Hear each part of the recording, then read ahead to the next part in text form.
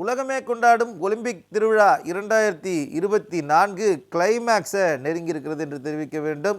இன்னும் 3 நாட்கள், சரியாக 3 நாட்களில் ஒலிம்பிக் திருவிழா நிறைவு பெற இருக்கிறது. உலக நாடுகள் வரிந்து கட்டிக்கொண்டு பதக்கங்களை நோக்கி முன்னேறி கொண்டிருக்கும் நிலையில் இந்தியாவுக்கு இதுவரையில் அப்படிப்பட்ட நாள் இந்த ஒலிம்பிக் தொடரில் அமையவில்லை என்றே தெரிவிக்க வேண்டும். இதுவரை இல்லாத அளவிற்கு அதிகமான பணச்செலவு, அதே போல் அதிக அளவிலான வீரர்கள், அதிக அளவிலான சப்போர்ட் ஸ்டாஃபுடன் பாரிஸ் சென்றிருக்கக்கூடிய இந்திய அணி இதுவரையில் பெருத்த ஏமாற்றத்தை மட்டுமே சந்தித்து வருகிறது. நேற்றைய நாளும் கூட அப்படிப்பட்ட ஒரு நாளாக தான் அமைந்திருந்தது. ஒரு பேரதிர்ச்சி மிக்க செய்தியெல்லாம் நேற்று வந்திருந்தது. பெரும் நம்பிக்கையோடும் எதிர்பார்ப்போடும் இருந்த நாள் இதுவரை ஒலிம்பிக் ரசிகர்களுக்கு மறக்க முடியாத ஒரு பேரதிர்ச்சி தரும் நாளாக மாறியது. முதல் முறையாக மல்யுத்தத்தில் இறுதிப் போட்டிக்கு இந்தியா சார்பில் ஒலிம்பிக் போட்டியில் விளையாட இருந்த வினேஷ் போகத் தகுதிக்கு அதிகமான எடை காரணமாக தகுதி நீக்கம் செய்யப்பட்டார். நிச்சயமாக தங்கம் அல்லது வெள்ளி பதக்கங்களை வென்று தருவார் என எதிர்பார்க்கப்பட்ட நிலையில் இந்த செய்தி ரசிகர்களிடையே பேரதிர்ச்சியாய் அமைந்தது.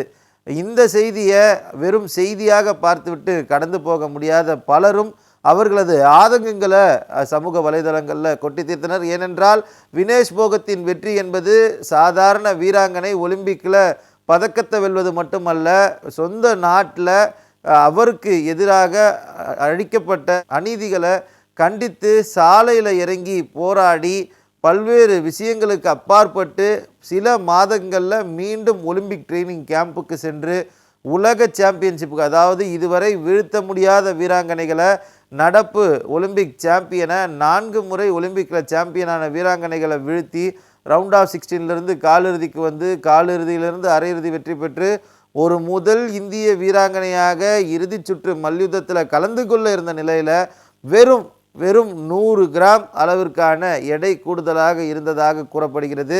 பயிற்சியாளர்கள் முயற்சியை ஒரு நாள் முழுவதும் இரவு முழுவதும் செய்தும் கூட எந்தவித பலனும் அளிக்காததன் காரணமாக இவ்வாறு நடந்ததாக இந்திய ஒலிம்பிக் சம்மேளனம் அறிவிக்கை தெரிவித்திருக்கிறது. ஆனால் வினேஷ் போகத் தகுதி நீக்கம் செய்யப்பட்டிருப்பது அனைவரையுமே ஒரு அதிர்ச்சிக்குள்ளாக்கிய செய்தியாகத்தான் நேற்று தினம் பார்க்க வேண்டும். அதே போல மகளிருக்கான ஃப்ரீ ஸ்டைல் குத்துச்சண்டை 53 கிலோ எடை பிரிவில் டர்க்கி வீராங்கனை சே நிஃபை எதிர்கொண்ட ரவுண்ட் ஆஃப் 16 சுற்றில் 0-10 என்ற புள்ளி கணக்கில் தோல்வி அடைந்திருந்தார் இந்திய வீராங்கனை அன்டீம். வெற்றி பெற்ற டர்க்கி வீராங்கனை இறுதிப் போட்டிக்கு தகுதி பெற்றால் இந்திய வீராங்கனை அன்டீம் ரிப்பிசேஜ் சுற்று மூலம் தகுதி பெற வாய்ப்பு இருந்த நிலையில் டர்க்கி வீராங்கனையும் காலிறுதியில் தோற்றதால் ஆட்டத்திலிருந்து அன்டீம் வெளியேற்றப்பட்டார். மற்றும் ஒரு போட்டியில் இந்திய மகளிர் டேபிள் டென்னிஸ் அணி காலிறுதி போட்டியில் ஜெர்மனி அணியிடம் தோல்வியடைந்து ஆட்டத்தை விட்டு வெளியேறியது. ஸ்ரீஜா அக்குல்லா, மாணிகா பத்ரா, அர்ச்சனா காமத் ஆகிய அனுபவம் வாய்ந்த வீராங்கனைகளை கொண்ட ஒரு அணி தோல்வி அடைந்து வெளியேறியது மற்றொரு ஏமாற்றத்தை தந்தது. ஈட்டி எறிதல் போட்டியில் மகளிருக்கான தனிநபர் பிரிவில் இந்தியாவை சேர்ந்த அன்னூர் ராணி நிர்ணயிக்கப்பட்ட 62 மீட்டர் என்ற தூர இலக்கை எட்ட முடியாமல் தகுதி சுற்றுடன் வெளியேறியிருந்தார். அதிகபட்சமாக 3 அட்டம்ப்டில் 2வது அட்டம்ப்ட் 55.81 மீட்டர் ஈட்டியிலிருந்து அவர் வீசியது தான் அவரது ஆகச்சிறந்த அட்டம்ப்டாக இருக்கிறது. இந்த அட்டம்ப்டுடன் சேர்த்து 15வது இடத்துல இந்த போட்டி அவர் நிறைவு செய்திருக்கிறார். மற்றும் ஒரு போட்டியில் ஆடவருக்கான உயரம் தாண்டுதல் போட்டியில் இறுதிப் போட்டிக்கு செல்வதற்கு தாண்ட வேண்டிய 2.29 மீட்டர் என்ற உயரத்தை தாண்ட முடியாமல் தகுதி சுற்றுடன் வெளியேறினார் சர்வேஷ் குஷாரே. அவர் அதிகபட்சமாக 2.15 மீட்டர் வரை தாண்டியது குறிப்பிடத்தக்கது. இருந்தபோதும் அவரால் தகுதி சுற்றிலிருந்து இறுதி சுற்றுக்கு தகுதி பெற முடியாதது பலத்த ஏமாற்றம்தான். பெண்களுக்கான பளுதூக்குதல் போட்டியில் 49 கிலோ எடை பிரிவில் 4வது இடத்தை பிடித்ததன் மூலம் இந்தியாவின் மீராபாய் சானு நூலிலையில் பதக்கத்தை தவற விட்டிருக்கிறார். சீன வீராங்கனை ஹோ ஹுசி 206 கிலோ எடையை தூக்கி தங்கப்பதக்கத்தை கைப்பற்றியிருக்கிறார். ருமேனியாவின் மிஹேலோ லாலாண்டியா காம்பே 205 கிலோ எடையை தூக்கி வெள்ளிப்பதக்கத்தையும், தாய்லாந்து வீராங்கனை சுரோச்சனா காம்போ மொத்தமாக 200 கிலோ தூக்கி வெண்கல பதக்கத்தை தக்க வைத்திருக்கிறார். இதில் இன்னும் ஒரு ஏமாற்றம் என்னவென்றால் இந்தியாவின் சாய்கோ மீராபாய் சானு 199 கிலோ எடையை தூக்கி ஒரே 1 கிலோ வித்தியாசத்தில் அந்த வெண்கல பதக்கத்தை, வெறும் 1 கிலோ வித்தியாசத்தில் இந்தியாவுக்கான மற்றும் ஒரு பதக்கம் வந்து சேர்ந்திருக்க வேண்டும், அந்த பதக்கத்தை இழந்தது மிகுந்த ஏமாற்றத்தை அளித்திருக்கிறது. நேற்றைய தினம் முழுவதுமாகவே இந்திய ரசிகர்களுக்கான ஏமாற்றமான நாளாகத்தான் பார்க்க வேண்டும்.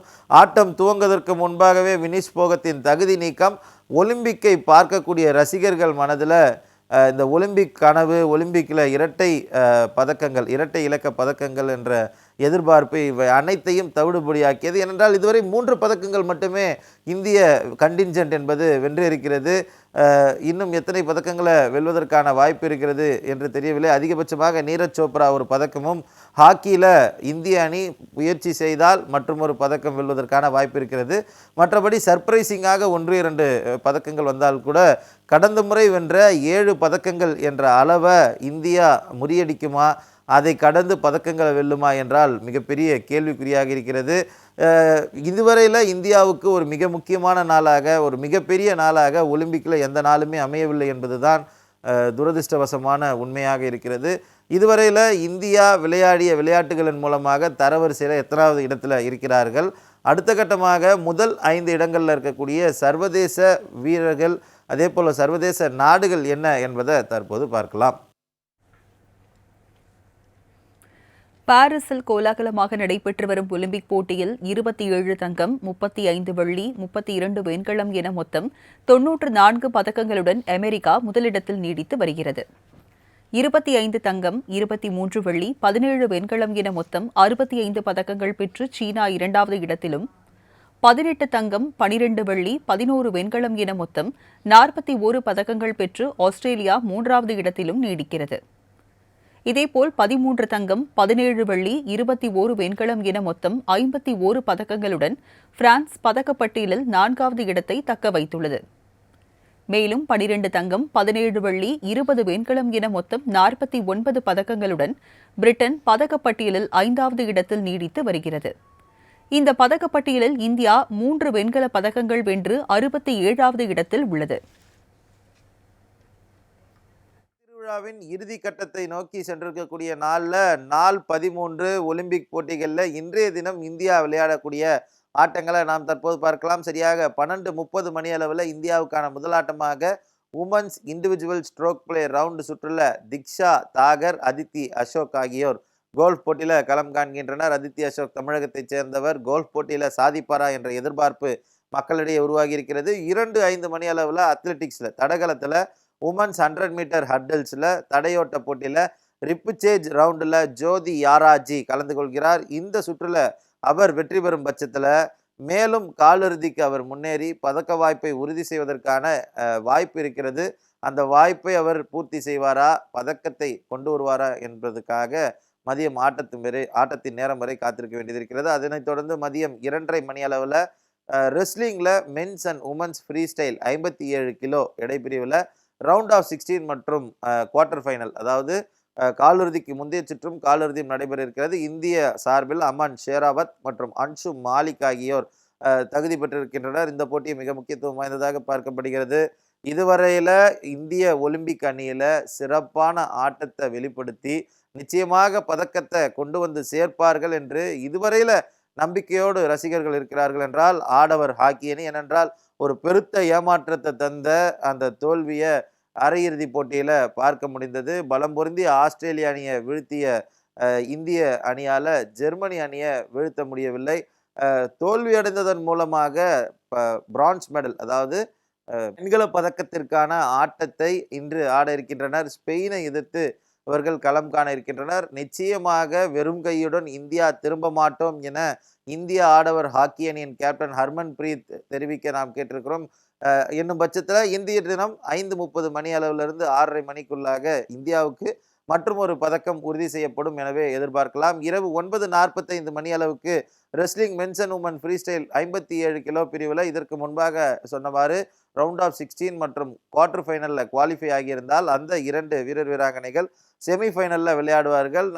மேலும் இரவு 11:55 மணி அளவில் மிக முக்கியத்துவம் வாய்ந்த இந்தியாவுக்கு இந்த முறையாவது ஒரு தங்கத்தை அல்லது வெள்ளியை இந்த ஒலிம்பிக் போட்டியில் முதல் தங்கத்தை அல்லது முதல் வெள்ளியை கொண்டு வந்து சேர்ப்பார் என எதிர்பார்க்கப்படக்கூடிய இந்தியாவின் நம்பிக்கை நட்சத்திரம் ஈட்டி சூரன், ஈட்டி வீரன் என அனைவராலும் போற்றப்படும் நீரஜ் சோப்ரா இறுதி போட்டியில் மென்ஸ் ஜாவ்லின் த்ரோ ஆட்டத்தில் கலந்து கொள்ள இருக்கிறார்.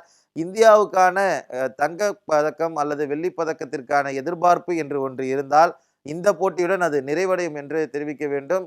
இதற்கு பிறகாக பெரிய அளவில் மெடலுக்கான வாய்ப்பு இருக்கக்கூடிய ஆட்டங்களாக இந்தியாவுக்கு எதுவும் இல்லை. இதை தாண்டி பதக்கங்கள் வென்றெடுத்தால் அது முழுமையாக இளம் வீரர்கள் கையில் தான் இருக்கிறது. 4x100, 4x400 ரிலே ஆகியவை நடைபெற இருக்கிறது. 4x400 ரிலேல தமிழகத்தைச் சேர்ந்த 2 வீரர்கள் ஆடவர் அணியிலும் 2 வீராங்கனைகள் மகளிர் அணியிலும் இருக்கின்றனர். சர்ப்ரைசிங்காக இவர்கள் பதக்கத்தை வெல்வதற்கான வாய்ப்பு இருந்தால் மற்றும் ஒரு பதக்கம் உறுதி செய்யப்படும். இல்லை என்றால் இன்றைய தினம் இந்தியாவுக்கான பதக்கங்களை குவிக்கக்கூடிய இந்த ஒலிம்பிக் தொடரின் கடைசி நாளாக அமைவதற்கான வாய்ப்பு இருக்கிறது. தொடர்ந்து ஒலிம்பிக் அப்டேட்டுகள் குறித்து தெரிந்து கொள்ள ஒலிம்பிக் திருவிழா 2024 நிகழ்ச்சியை தொடர்ந்து பாருங்கள். மாலை முரசு செய்திகளுக்காக சி. மணிகண்டன்.